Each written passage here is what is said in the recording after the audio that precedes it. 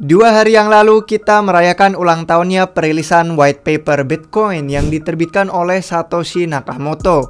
Tulisan 9 halaman ini telah memusingkan kepala beberapa orang, tapi secara umum berhasil memercikkan sebuah gerakan sosial yang global. Banyak yang terinspirasi dan para pengembang yang aktif berhasil mewujudkan sebuah jaringan desentral yang menjamin kepemilikan aset secara pribadi dengan kapitalisasi pasar lebih dari $1 triliun pada puncaknya. Tapi si Bang Nakamoto ini masih tetap anonim. Hari ini mari kita lihat rekapan singkat masa hidup Bitcoin sejak rilisnya white paper mereka 14 tahun yang lalu. Dan mari kita lihat yuk seperti apakah masa depannya. Oke, let's go!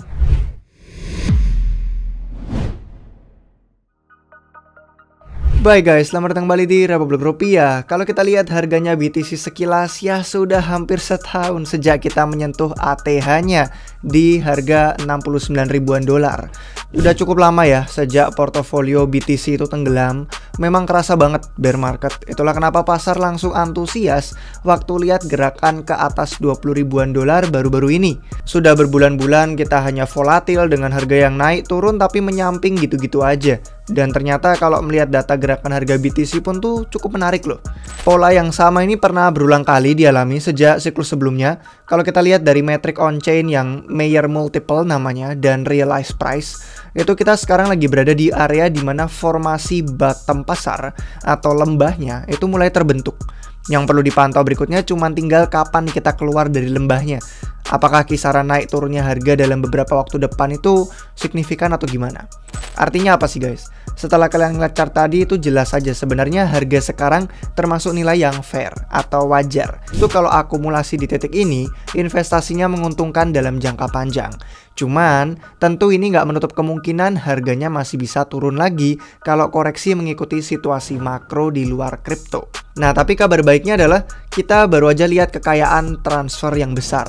Maksudnya adalah di mana investor yang lemah, yang kemarin nyerah karena udah beli di pucuk, itu jual di bawah. Jadi kebalik di mana hodler yang kuat dan investor yang cerdas itu justru yang malah serok. Jadi tukeran nih transfer kekayaannya. Sekarang yang hodler jadi beli di harga diskon sementara investor yang beli di pucuk nyerah. Itu semua bisa dilacak di Glassnode kalau misalkan kalian lihat di layar, tapi kita nggak akan bahas itu hari ini. Kalau kita mau lihat sejarah singkatnya nih, sejak kelahiran white paper Bitcoin, tulisan ini sudah ditampung di lebih dari 1.300 situs web dan dikutip oleh lebih dari 23.000 artikel scholar. Nah, yang menarik kalau sudah pernah baca white papernya full sampai habis, sebenarnya banyak informasi fundamental Bitcoin itu tidak tercantum di sana. Namanya aja paper kan ya, kertas sebuah tulisan yang tidak melambangkan penuh isi dari semua kode yang diprogram untuk jaringan Bitcoin. Contohnya nih, di white paper itu sendiri sebenarnya malah nggak ada pembahasan tentang batas supply koin 21 juta loh. Menarik kan? Tidak ada juga bahasan tentang pemilihan blockchain mana yang valid, tentang alamat kripto, tentang mesin mining ASIC, bahkan untuk grup-grup atau poolnya mining itu juga nggak dibahas. Itulah kenapa riset yang mendalam lebih daripada white paper sebuah proyek itu juga penting. Nah, yang seru waktu bahas sejarah Bitcoin itu adalah jaringannya pun nggak sempurna dan sempat mengalami beberapa isu di hari-hari awalnya juga. Salah satu contoh yang terkenal adalah insiden bug overflow yang kalau nggak ditangani cepat dapat mengakhiri Bitcoin yang kita kenal sekarang. Singkat aja nih ya, kalau kita lihat bug overflow ini adalah ketika jaringan Bitcoin itu memiliki bug dalam kode yang memberi celah untuk bisa mencetak suplai tambahan sampai lebih dari 184 miliar BTC. Untungnya langsung ketahuan dan itu diberitahu ke forum Bitcoin Talk oleh Jeff Garzik yang salah satu developer Bitcoin awal saat itu. Akhirnya setelah berjam-jam ditangani sampai Satoshi Nakamoto pun turun tangan, mereka rilis versi lain dari sebuah klien software Bitcoin ini.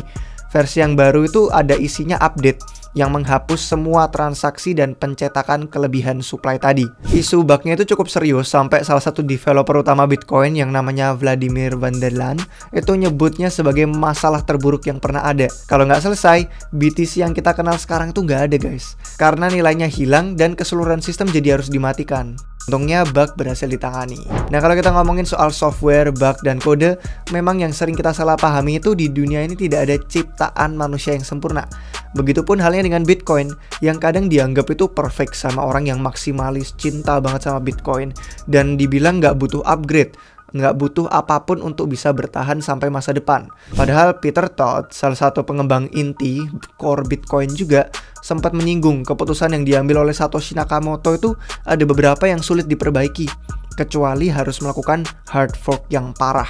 Sampai dia bilang kalau penciptaan jaringan Bitcoin ini sebenarnya nggak dipikirin matang untuk penggunaan di masa depan.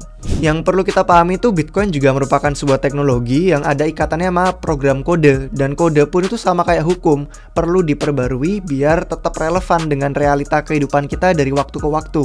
Ada pesan juga nih dari Dean Howe kepada banyak maksimalis di luar sana yang ditujukan khususnya untuk yang non-teknis. Kadang orang yang tidak punya pengalaman teknis itu malah cenderung berpikir kalau kode bisa dibuat sedemikian rupa sampai sempurna banget, jadi bisa berjalan terus tanpa modifikasi untuk selama-lamanya. Padahal tidak, teknologi secara umum itu selalu butuh update. Selama kita nggak bisa prediksi masa depan, inovasi itu selalu ada untuk menuju bentuk yang lebih baik. Itulah kenapa kalau kita belajar pentingnya aktivitas pengembangan atau developer dalam sebuah proyek kripto, kita jadi tahu mereka tuh masternya kode yang menangani hal di balik layar. Jadi mereka tuh penting banget untuk memastikan sebuah proyek itu sustainable. Kalau kita ngomongin soal performa BTC yang bisa mengubah hidup, ya entah bener atau enggak, tapi kemungkinan besar banyak dari kita tuh kalau dengar Bitcoin atau aset kripto pertama kali, pasti karena performa harganya yang gila-gilaan. Coba bener nggak? Komentar di bawah. Saya sendiri udah dengar Bitcoin sejak tahun 2013, cuman belum benar-benar tertarik untuk belajar ataupun untuk beli. Bayangkan kalau berani beli ya, sejak tahun 2013 tuh, ada misalkan kita beli 5 BTC, harganya saat itu cuma di kisaran 1 juta rupiah. Di total sama biayanya fee dari exchange Coinbase, habisnya cuma 8 jutaan rupiah untuk dapat 5 BTC di tahun 2013. Kita sering dengar kan, coba kalau beli awal bisa hodl untuk bertahun-tahun terus dijual sekarang, pasti udah jadi miliarder atau bilioner. Ya masalahnya kalau lagi in the moment, lagi menghidupi saat itu, apakah kita sanggup untuk bertahan? Banyak dari kita mungkin baru beli tahun lalu nih contohnya ya. Terus kita lihat harganya terjun bebas habis pandemi, terus kita nyerah dan cut loss. Bayangin dari 2013 ya, malah lebih lama lagi sudah melalui naik turunnya siklus bull market, bear market. Hodling itu tidak semudah teorinya. Apalagi kalau kita ingat BTC dari 1 juta tadi itu naik ke 14 jutaan rupiah. Nah itu udah bagus banget, masa kita nggak tergiur untuk TP atau take profit kan? Pasti pengen ambil untung. Selain itu ada juga kita mengalami peretasan exchange Mt. Gox yang besar banget sampai kehilangan banyak Bitcoin. Jadi total puluhan Bitcoin kita misalkan udah akumulasi pun itu akhirnya nggak bersisa banyak. Setelah Mt. Gox dan ada waktu itu namanya juga Silk Road itu di shutdown, ditutup, seluruh dunia jadi mikir secara global ya kripto udah mati, udah nggak ada masa depan lagi. Sampai ternyata di tahun 2017 ada kegemparan lagi yang terlalu besar untuk diabaikan. Jadi pelajarannya siklus bertahun-tahun tuh kayak gini guys. Sebagai veteran kripto yang sudah investasi cukup lama, yang pertama itu kita harus punya rencana. Harus tahu kapan mau TP, kapan mau cut loss. Waktu yang tepat untuk masuk dan keluar posisi itu menentukan apakah kita bakal untung atau rugi. Mentalitas investasi itu harus benar. Dan kita tuh harus menyesuaikan dengan keadaan finansial masing-masing. Yang kedua, jangan terbawa emosi. Otak dan hati itu harus sejalan, kalaupun enggak kita sesuaikan. Apakah emosi mengendalikan keputusan? Apakah kita terlalu takut? Atau malah terlalu serakah? Jangan sampai kita nunda-nunda bilang bulan depan lah, terus nggak jadi investasi dan ketinggalan. Tapi juga jangan sampai kita terburu-buru sampai langsung taruh semua uang, tabungan, aset kita semua langsung dipertaruhkan detik ini juga. Yang ketiga tuh percayai kemampuan riset mandiri. Jangan hanya dengerin influencer dan proyek yang mereka goreng atau mereka pom-pom. Nggak jarang kita tuh sudah riset sendiri, nemu proyek bagus, sebuah aset yang ternyata terbang, tapi kita itu nggak jadi beli gara-gara dengerin promosi proyek lain. Kita akhirnya jadi ikutan latah. Jangan merasa minder dan harus pede dengan kemampuan riset kita mandiri. Dan yang keempat, ngomongin soal riset dan pede, caranya itu harus bener. Cara analisis data, baca fundamental, itu semua yang selalu kami bagikan di Republik Rupiah. Jadi kalau kalian scroll video kami di YouTube atau konten kami di website, di media sosial lain, itu ada banyak juga platform offline. Biasanya kalau kita ada event, kita melakukan roadshow, seminar, dan konferensi, itu ada banyak hal yang kami bagikan caranya riset. Semakin sering kita dior, itu semakin terasah kemampuan kita untuk ngambil keputusan. Yang terakhir nih kita ngomongin soal crypto winter. Kapan berakhir dan BTC apakah akan ke 100.000 dolar? Ya, tahun 2018 itu kemarin kalau kita ingat crypto winter datang ya. Kita lanjutin sejarah tadi singkat. Kami udah cukup riset, merasa yakin akan teknologi kripto, akhirnya jadi berani hodl untuk Bitcoin dan Ether selama bertahun-tahun sampai pandemi tahun 2020 kemarin. Hingga akhirnya mencapai ATH tahun lalu di 2021. Ya itu cuman nggak menyinggung banyaknya juga proyek penipuan yang bikin kita rugi. Dari ICO tahun 2017 ada banyak yang nggak jelas. Kami pun ikut serta investasi ke altcoins di luar dari Bitcoin. Dan merasa ada banyak naratif orang-orang tuh ngomong ini bakal jadi the next Bitcoin, the next BTC. Tapi ternyata terbukti tetap Bitcoin yang unggul. Tentunya cuma ada Ethereum yang kemudian malah bisa di posisi kedua. Dan kalau ikutan ICO-nya waktu itu, nukerin BTC jadi ETH, itu lumayan menguntungkan. Atau malah bukan lumayan, bener-bener sangat profitable. Singkat ceritanya ya guys, puncak pasar kripto kemarin itu yang nyentuh total 3 triliun dolar, itu sampai membuat dominasi Bitcoin yang kurang lebih setengahnya, itu hebat banget loh. Selama lebih dari 10 tahun kita bisa mempertahankan sebuah jaringan desentral, padahal pendirinya si Satoshi itu anonim, yang bisa selalu performanya lebih unggul setiap siklus, itu tidak mudah.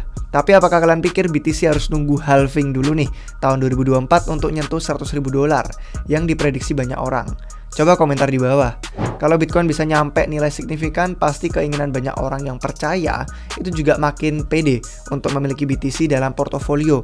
Lucunya ya, kematian Bitcoin selama bertahun-tahun itu sudah diumumkan lebih dari 400 kali. Tapi lihat posisi kita di mana ada sekarang. Memang sih ada banyak isu dan kekhawatiran, dan Bitcoin pun nggak sempurna, terutama dengan sustainability jaringan dalam hal biaya transaksi. Itu cukup mengkhawatirkan. Cuman itu ada bahasan yang lebih panjang lagi, mungkin kita bisa bahas di lain waktu.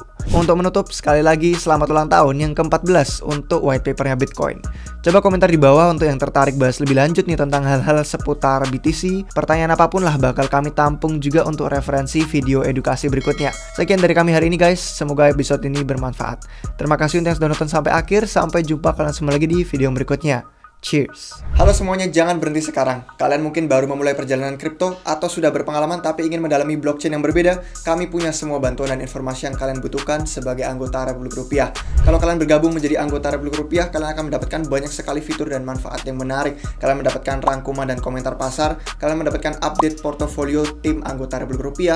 Kalian mendapatkan peluang-peluang yang awal sekali, entah itu melalui airdrop, ICO, DeFi, NFT. Kalian juga mendapatkan peluang dari artikel-artikel lain yang kami bagikan selama kami membagikan hasil riset kami.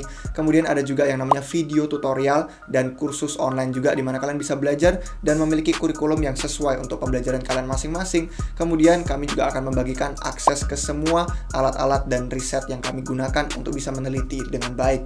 Jadi kalau kalian mau bergabung, kalian bisa langsung cek deskripsi di bawah video ini, karena kalian akan langsung dibawa ke website republikrupiah.com. Di sana kalian bisa lihat semua fitur tersebut, semua biaya pendaftarannya seperti apa, dan kalian bisa langsung daftar hari ini juga. Dan di website kami yang sama pun kalian juga bisa mendapatkan artikel yang gratis, blog-blog yang gratis, bahkan kalian bisa mendapatkan merchandise RR yang seperti yang sedang saya pakai hari ini. Jadi tunggu apa lagi guys, kalian langsung cek deskripsi di bawah ini. Dan tentu saja semua informasi yang kami berikan ini bukan nasihat keuangan. Jadi kalau kalian ingin mencari saran investasi, silakan hubungi penasihat keuangan kalian masing-masing. Sampai jumpa lagi di video yang berikutnya. Cheers.